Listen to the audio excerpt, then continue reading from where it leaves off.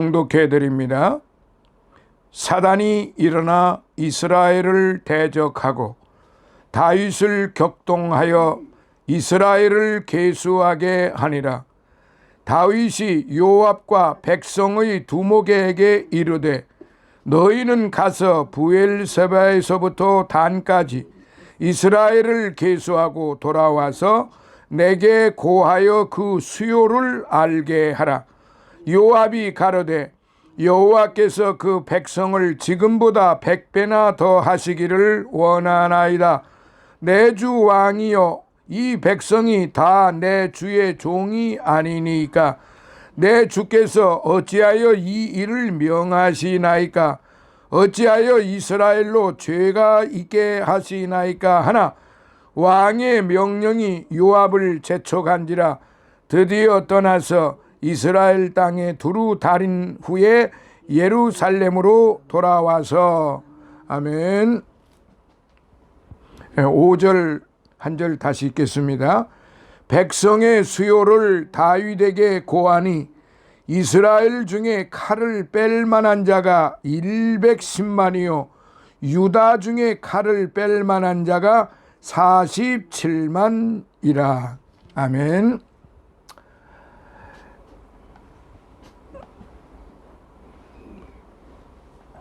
오늘은 구약 성경 역대상 21장 1절로부터 4절에 있는 말씀을 통해서 군대 숫자를, 이스라엘 백성 숫자를 세어본 다윗에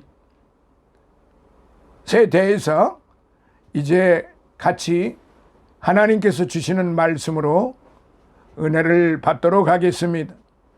오늘의 요절 말씀 21장 8절에 보면요, 다윗이 하나님께 아뢰되 내가 이 일을 행함으로 큰 죄를 범하였나이다. 이제 간구하옵나니 종의 죄를 사하여 주옵소서. 내가 심히 미련하게 행하였나이다 하니라 하는 8절의 말씀이 기록되어 있습니다. 오늘 본문에 보면 하나님께서 다윗의 한 일에 대해서 괘씸히 여기셨다는 말씀이 있어요. 다윗은 이스라엘 열왕 중에 가장 훌륭한 왕이었으며 하나님의 마음에 합한 자라고 일컬음을 받은 자이기도 했습니다. 즉 하나님의 마음에 꼭 드는 사람이었는데도 불구하고 오늘 본문을 보니까 다윗이 괘씸한 행동을 했다가 크게 얻어맞는, 크게 참 재앙을 얻는 그런 사실이 기록이 되어 있는데 아주 슬픈 역사로 기록이 되어 있어요. 그것은 다름이 아니라 이스라엘의 인구를 세어보라고 한 일 때문이었어요. 즉 징병검사를 해서 군대의 수가, 이스라엘 백성의 수가 더 나가면은 전쟁에 나갈 만한 수가 얼마나 될까 하고 그걸 한번 확인해 보라고 요압 장군에게 명령을 내렸던 것이지요. 군대의 수가 얼마나 만들어질까 하고 말이에요. 그래서 인구 조사를 한 것이 뭐 그리 큰 죄가 되겠습니까? 민수기에는 2번이나 인구 조사를 했지만 하나님이 나쁘게 보시지 않았어요. 목자가 자기 양이 몇 마리가 되는지 알아보는 것은 어찌 보면 당연한 일이 아닐까요?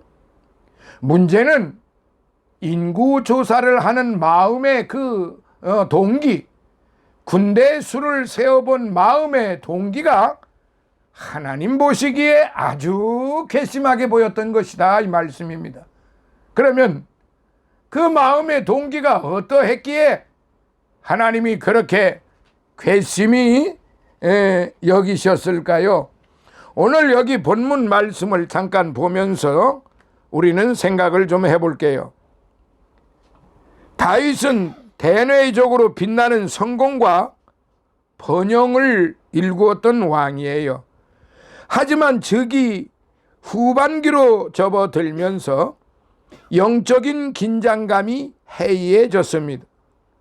21장의 인구조사는 그러한 영적 해이함의 한 단면을 보여주는 아주 대표적인 사건이라고 할 수 있어요.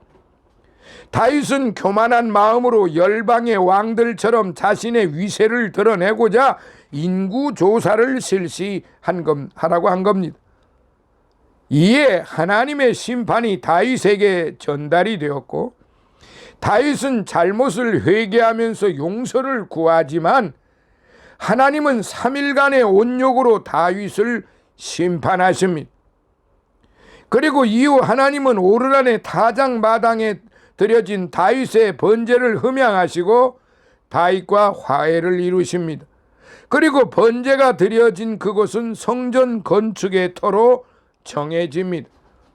성전의 터가 확정이 되자 다윗은 성전 건축에 대한 열망을 불태웠어요.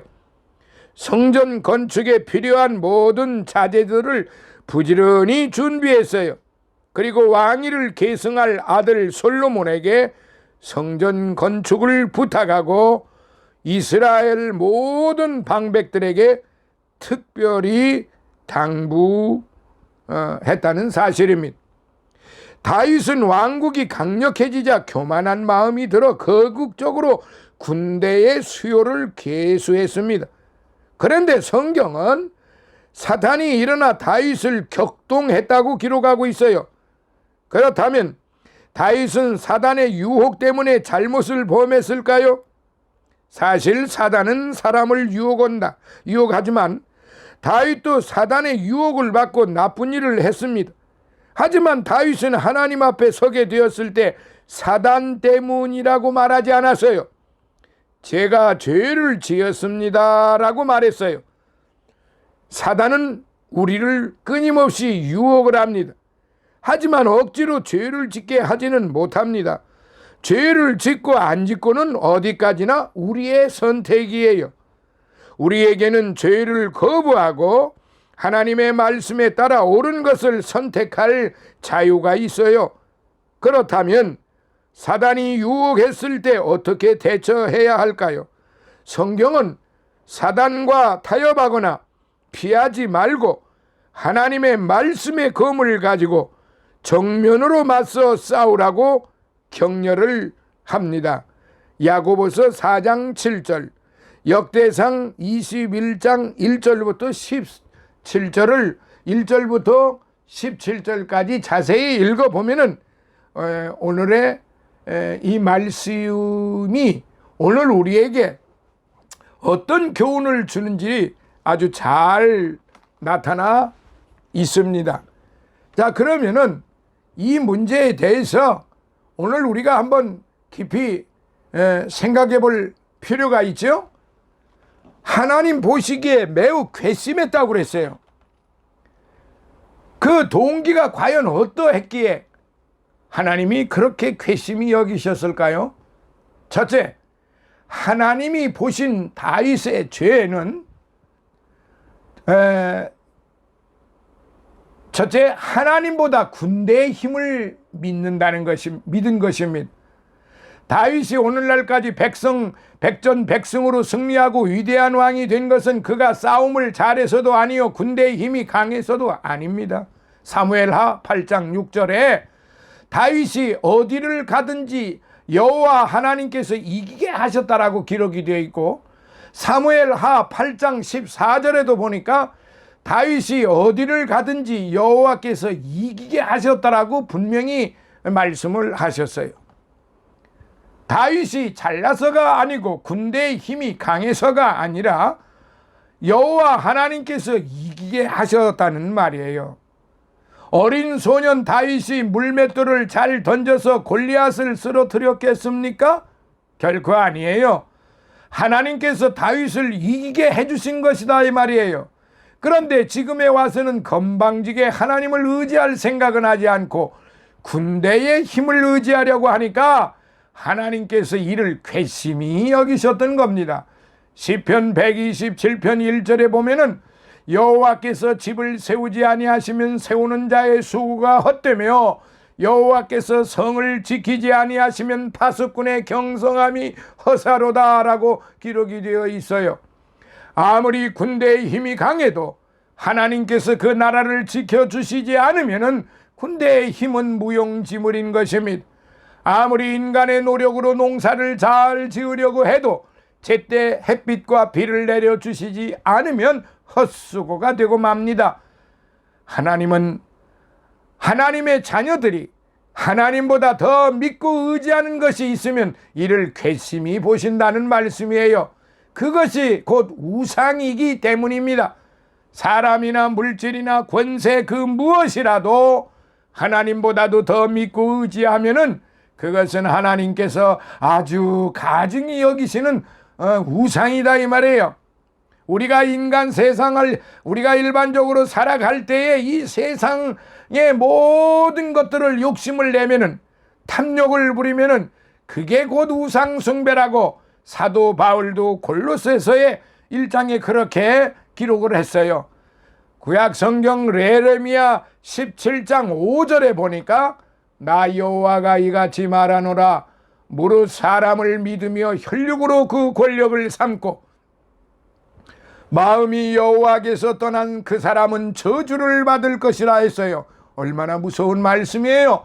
또 7절에 보니까 그러나 물은 여호와를 의지하며 여호와를 의뢰하는 그 사람은 복을 받을 것이니라 라고 곧장 또 하나님께서 그 비결을 그리고 하나님이 기뻐하시는 방법을 즉시로 가르쳐 주셨어요. 그리고 시편 146편 3절에 방백들을 의지하지 말며 도울림이 없는 인생도 의지하지 말지니라고 말했어요. 오늘 우리가 현대 21세기에도 우리가 살아가는데 이런 사람들이 얼마나 많이 있나요?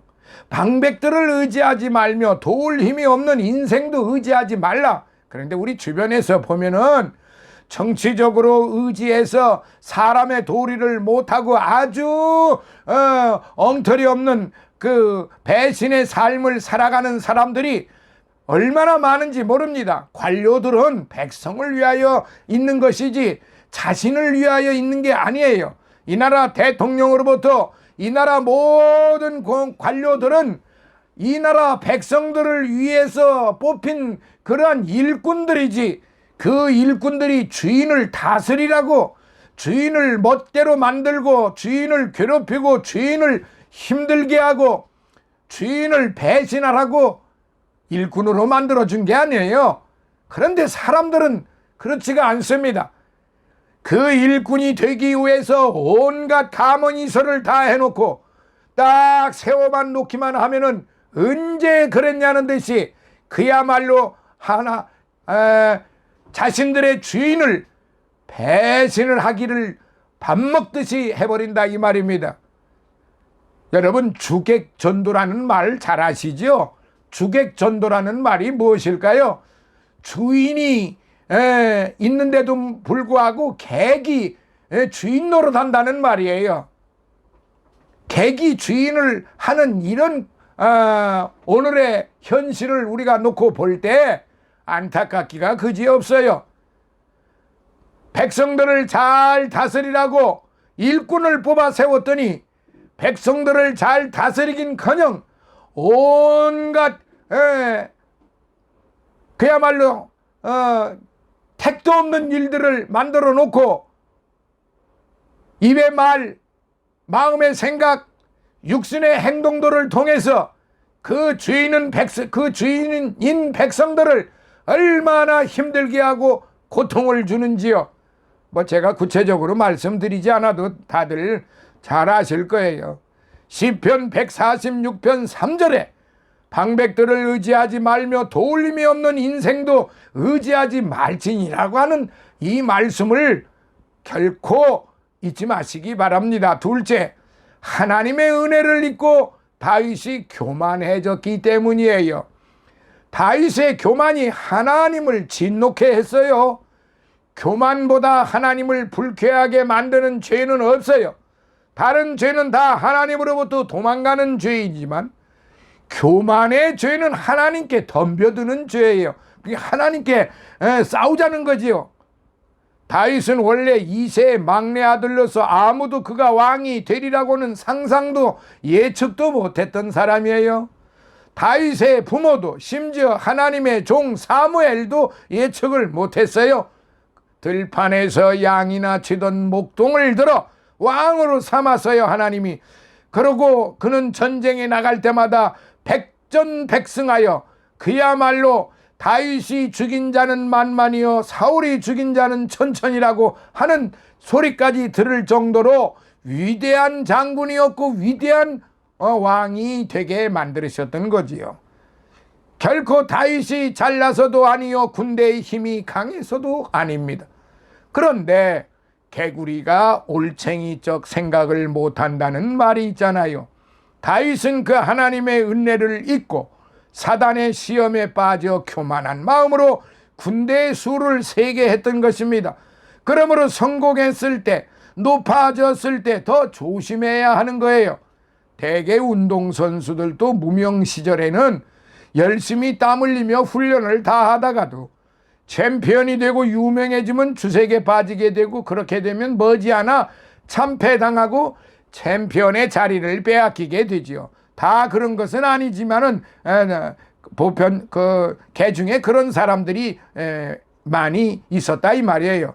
그러므로 우리 성도들은 성공할 때, 높아질 때 자기의 부족함과 약함과 비천함을 깨달고 더욱 겸손하고 낮아지도록 힘써야 하는 거예요. 까딱 잘못하면은 교만 마귀에 넘어가 하나님을 향하여 대적을 하게 되는 이런 엄청난 실패를 하게 되는 것입니다. 우시야 왕은 훌륭한 왕이었어요. 그런데 교만해져서 제사장만이 드릴 수 있는 제사를 방자하게 자신이 드림으로 하나님의 진노를 받아 문둥병에 걸려 비참하게 살다가 죽어버렸어요. 이거 성경 얘기지 제 개인 얘기 아니잖아요. 우시야 왕은 아주 훌륭한 왕이었어요. 그런데 그가 교만 방자하기가 이를 데가 없었어요. 그때 당시에 율법에 제사장만이 하나님 앞에 제사를 드릴 수가 있었단 말이죠. 그런데 건방지게 제사장을 따돌리고 하나님 앞에 자신이 제사를 드렸음으로 말미암아 하나님께로부터 진노를 받았어요. 그런데 그 진노가 문둥병에 걸리게만 했어요. 그리고 비참하게 살다가 죽어버렸어요.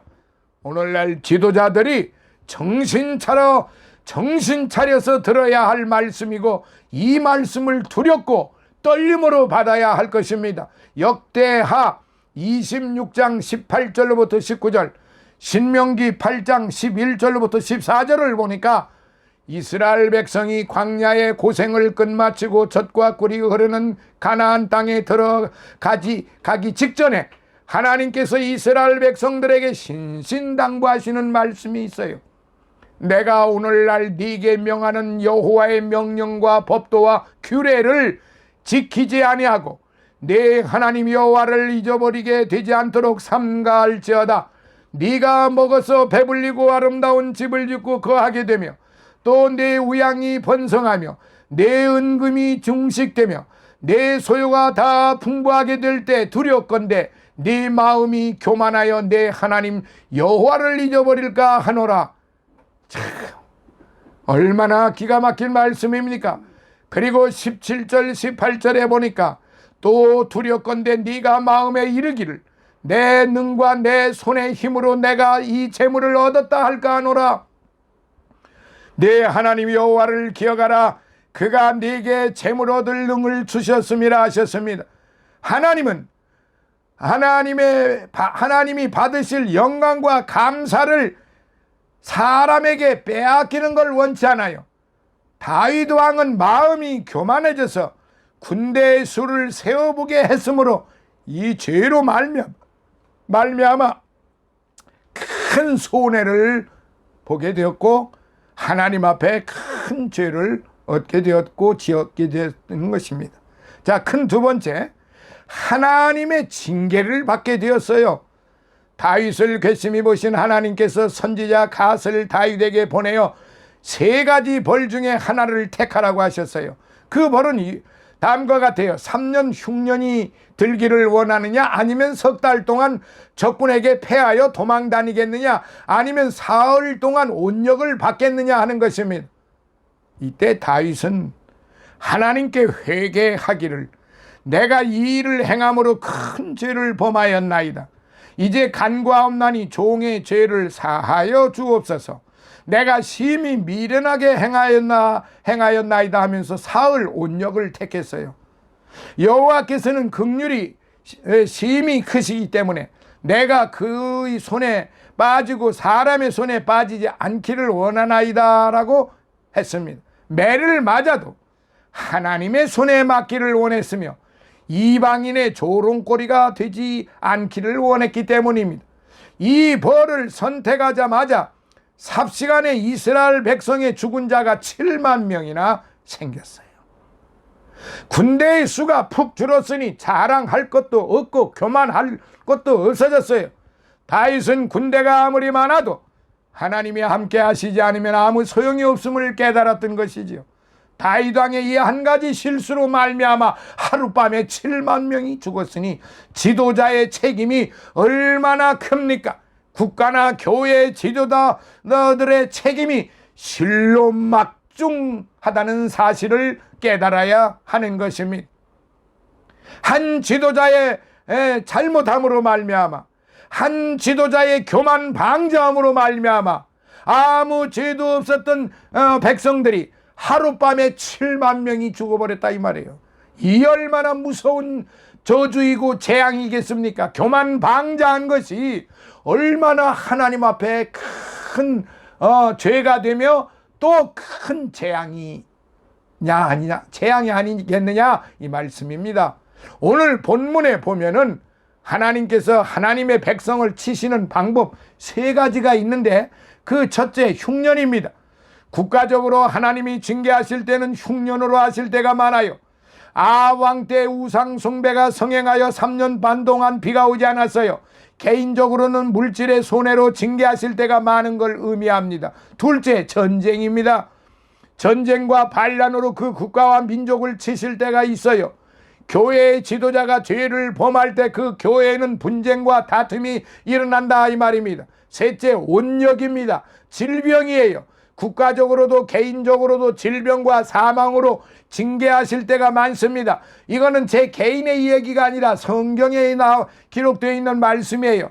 그러므로 우리는 이 같은 징계를 받을 때 다윗처럼 남을 핑계대지 말고, 그 어떤 걸 핑계대지 말고 자신이 잘못했다고 솔직하게 하나님 앞에 회개해야 한다는 사실입니다. 자, 큰 세 번째로 다윗의 회개. 다윗은 여호와의 사자가 칼을 빼어들고 예루살렘을 향하여 선 것을 보고 장로들과 더불어 굵은 베옷을 입고 얼굴을 땅에 대고 엎드려 하나님께 아뢰기를, 백성을 계수하게 한 자가 내가 아니나이까? 범죄하고 악을 행한 자는 곧 내니이다. 이 악무리는 무엇을 행한나이까? 청컨대 나의 하나님 여호와여, 주의 손으로 나와 내 아비의 집을 치시고 주의 백성에게 재앙을 내리지 마옵소서라고 17절에 그렇게 회개를 하면서 오르난의 타작마당을 돈을 주고 사고 또 나무와 재물을 사다가 값진 제사를 지낼 때 불이 내려와 응답하고 하나님께서 사자를 명하심에 사자가 칼을 집에 꽂았습니다. 우리가 하나님의 징계를 받을 때 진심으로 회개해야 합니다. 회개란 잘못된 것을 깨닫고 마음과 생각을 고치는 거예요. 바꾸는 거예요. 자, 회개. 우리가 한자로 볼 때 회개라고 하는 한자 글자는 돌이킬 회자, 고칠 개자입니다. 돌이켰으면 고쳐라 이 말이에요. 그것이 진정한 회개입니다. 그런데 앞에 회는 하는데 개를 안 합니다. 그렇게 하는 경우가 너무 많아요. 내가 뭔가 잘못했구나라고 생각은 하는데 깨닫고 울고 불고 뭐 난리를 지기도 합니다. 그런데 고치지를 않아요. 고칠 개. 회개라고 하는 것은 자신이 하는 게 아니에요. 성령께서 그 사람의 마음을 깨닫게 해주시고 성령께서 회개를 시켜 주셔야만 이게 진정한 회개가 되는 것입니다.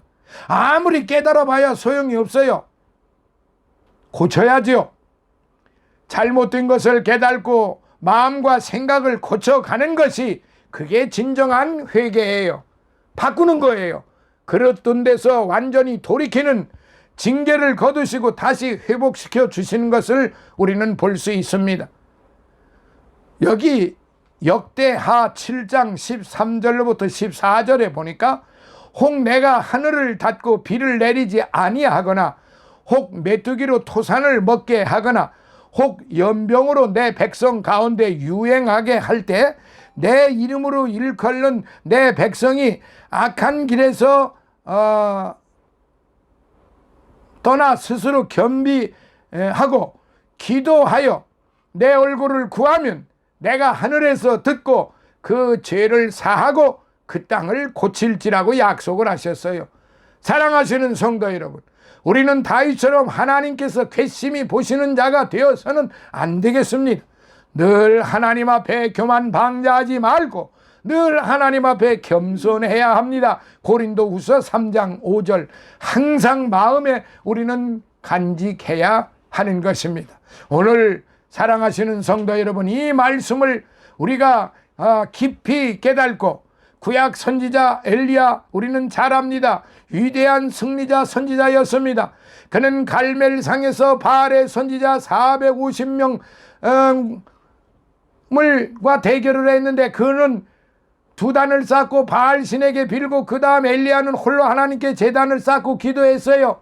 바알 선지자 450명은 아무리 기도를 하고 몸을 상하게 하며 피를 흘려도 불에 응답이 없었으나 엘리야는 기도하자마자 즉시 불이 내려와 재물을 태우고 나무를 태우고 돌과 흙과 물까지 다 태워버렸습니다. 그런데 이거를 알고 있던 이세벨이 엘리야를 죽이려고 하니까 뭐라고 그랬느냐? 이 위험한 소식을 듣고 엘리야는 어떻게 했습니까? 그는 하나님이 지금까지 그와 함께 하신 사실을 순식간에 잃어버렸어요.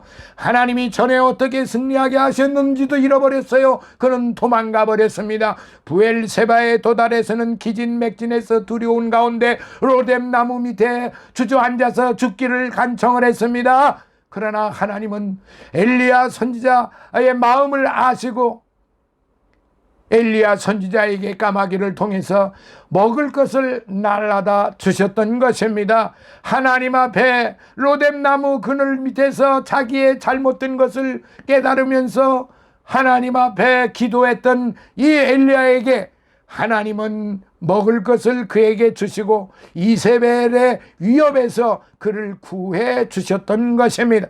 사랑하시는 성도 여러분, 오늘 저와 여러분들 이제 문제가 생길 때마다 난관에 부딪힐 때마다 하나님을 쳐다보는 대신에 문제를 바라보는 것이 문제입니다. 절망의 나무 아래 앉아 있는 것은 하나님을 무시하는 태도예요. 우리 하나님이 만일 우리를 위해 아무것도 할 수 없고 우리가 필요할 때 아무 도움도 못 주는 분이라면 무슨 유익이 되겠습니까? 그러므로 낙심의 나무에서 뛰쳐나와 믿음의 눈을 들어 전능하신 하나님의 얼굴을 바라봅시다. 다윗이 죽을 죄를 지었지만 하나님 앞에 진심으로 회개하고 엘리야 선지자가 이제 무서워서 도망가는 그런 능력의 선지자였지만 이세벨의 그 위협에 무서워서 도망가서 하나님을 도외시해버렸던 그런 엘리야가 하나님 앞에 무릎 꿇어 기도하고 이제 있었을 때에 하나님이 도와주셨고 하나님이 함께 하셨으니 이제 오늘 우리의 이 낙심의 삶에서 이 세상에 아무리 금은보와 고대강실 호와 찬란한다 할지라도 아무리 권세가 하늘을 찌를 듯이 높다 할지라도 그것은 안개와 같은 것이요 그것은 바람과 같은 것입니다. 순식간에 사라져버리는 거라 이 말이에요. 오늘 저와 여러분들은 이 말씀을 마음속에 새겨서 하나님 앞에나 사람 앞에나 부끄러움이 없는 그런 복된 성도들, 그야말로 하나님 앞에 교만하지 말고 겸손한 성도들이 되시기를 예수님 이름으로 축원합니다. 할렐루야.